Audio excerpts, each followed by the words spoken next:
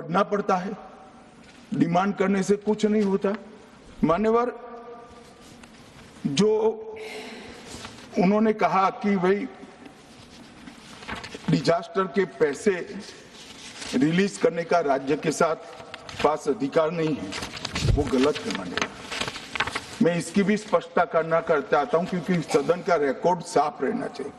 SDRF में 10% राशि कोई भी राज्य अपने हिसाब से अपनी गाइडलाइन से इश्यू कर सकता है और 100% राशि भारत सरकार की जो गाइडलाइन इश्यू हुई है, गाइडलाइन इश्यू के किसी भी परमिशन की भारत सरकार की जरूरत नहीं है, गाइडलाइन को सिर्फ फॉलो करना है। मगर जो ये डिजास्टर के पैसे हैं और कोई हेड के अंदर तो खर्च नहीं हो सकते, हमें इतना तो चेक एंड बैलेंस रखना पड़ेगा। तो फिर भी 10% खर्च तो डिजास्टर के नाम से कुछ भी आप करें कोई नहीं पूछता है। 90% खर्च आप गाइडलाइन के हिसाब से डिजास्टर के लिए भारत सरकार की कोई परमिशन लेने की जरूरत नहीं। और बंगाल का भी कहा मान्यवर, डिटेल स्टेटमेंट नित्यानंद जी पढ़ेगी, मतलब मैं स्ट्रक्चर्ड स्टेटमेंट नहीं दे रहा हूं, सिर्फ स्पष्टताएं कर रहा हूं।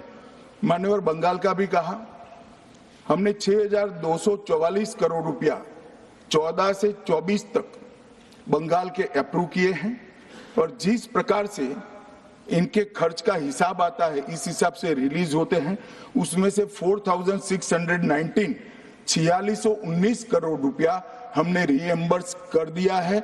मगर वहां थोड़ा प्रॉब्लम है हिसाब भेजने में। अब वो तो मैं अच्छे से नहीं कर सकता साहब, बंगाल ने ही करना पड़ेगा। अकाउंट देना पड़ता है तो सरकार है, कोई पॉलिटिकल पार्टी नहीं है ना। सरकार के कुछ रूल्स होते हैं, रेगुलेशन होते हैं, अकाउंटिंग सिस्टम होती है, एजी का ऑडिट होता है। हम किसी को नहीं मानेंगे तो थोड़ी तकलीफ आएगी, मगर धीरे धीरे आदत पड़ रही है, इंप्रूवमेंट आया है। इसीलिए 6244 में से 4619 करोड़ रुपया इनका रिलीज हो चुका है। और मैं फिर से कहना चाहता हूं मान्यवर, अर्ली वार्निंग सिस्टम दी गई थी, इसीलिए 23 तारीख को हमने एनडीआरएफ की 9 बटालियन वहां पर 9 बटालियन वहां पर हमने भेज दी थी और 3 कल रवाना करी है।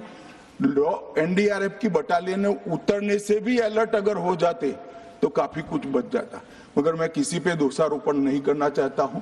ये समय है केरल की सरकार के साथ खड़ा रहने का, केरल की जनता के साथ खड़ा रहने का और जो लोगों की हानि हुई है उनके साथ खड़ा रहने का। मैं सदन को विश्वास दिलाना चाहता हूं, irrespective of party politics, Narendra Modi सरकार केरल की जनता और केरल की सरकार दोनों के साथ चट्टान की तरह खड़ी रहेगी, किसी को संशय रखने की